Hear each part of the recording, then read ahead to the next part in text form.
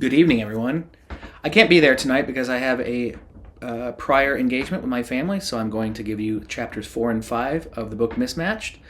Kat, if you're there, I'm sorry I can't be there. I look forward to the opportunity to potentially meet you in the future, and I love your book. Thank you so much. So, chapter 4 talks about how to be an inclusive designer. It starts off in John R. Porter's bedroom.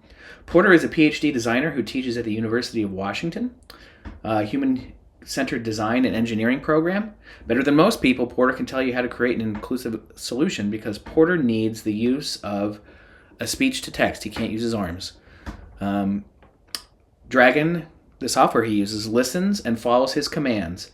Porter ties his experience with gaming to everyday life. He has a wall of exclusion, which consists of video game controllers throughout the years, and the reason he has that to remind him is because you need two thumbs to use video game controllers.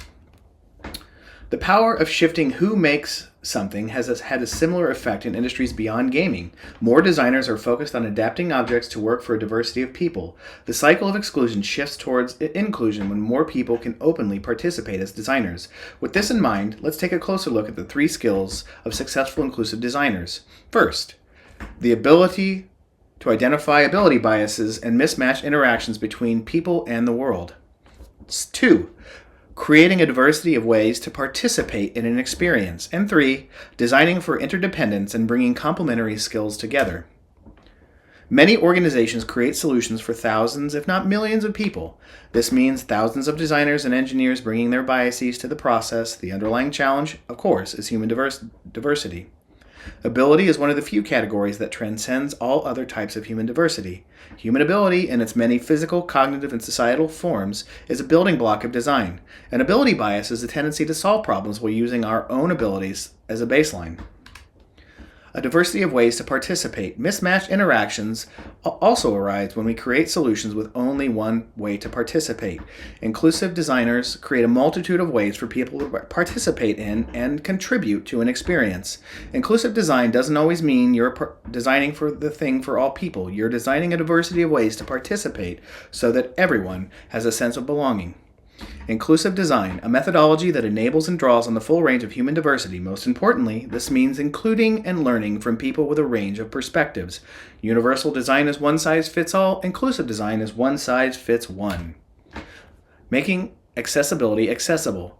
4 unique challenges that people commonly face when they're new to accessibility. Lack of educational resources. Where do you learn? What makes sense? What is clear? Complex verbiage. Accessibility focuses on legal standards. The WCAG requirements are dense and difficult to understand, and the language can be intimidating. You have to find the signal in the noise. We need better ways to validate inclusive solutions are working as intended in the real world. It's a highly manual process. There are some automation tools, but a lot of it is reviewing page by page, image by image, content block by content block, and it's not always consistent. Next, we move to Chapter 5. This chapter focuses on architects, and specifically architects and design as it relates to Detroit. After completing a necessary education, credentialing for an architect takes years of experience and thousands of dollars to complete. The process can take 12 and a half years. This makes the role of an architect a useful lens to examine how we make. In addition to business criteria, technical requirements, a design is shaped by the history of events that precede it. This means that shifting the cycle of exclusion towards inclusion isn't simply a matter of design an object in new ways. We also need to disrupt momentum of how things have been done for a long time, the status quo bias. A lot of this chapter focuses on Detroit, or actually all of it does. Detroit is the first city to be named an UNESCO City of Design. The distinction is an acknowledgement of the city's rich architectural heritage. In the early 1900s, Detroit was a beacon of economic prosperity, especially for African Americans. Over the course of the decline of the local automotive industry and the nationwide recession in 2008, the city's declaring bankruptcy in 2013, more than 1 million people left. Urban planning and architecture played a role in this decline. The Brewster Homes, which later grew to become the Brewster Douglas, was the first federally funded project in the U.S. The stark, cramped design of the 20-story block-shaped towers was far from the original tower homes. When they tore these down in 2014, they had to tear them down without the consent of the people who lived there. They missed including them in the process for what was going to be built there. And they missed throughout the design of the buildings the people who lived there, whose experiences and diversity mattered, and didn't include them in the process. So really this chapter focuses on architects, the role of outside people coming in to design things for people, and the lack of inclusion of the people who had to live in those environments, and what the effect was on them, their memories, their understanding, their families, and their stories.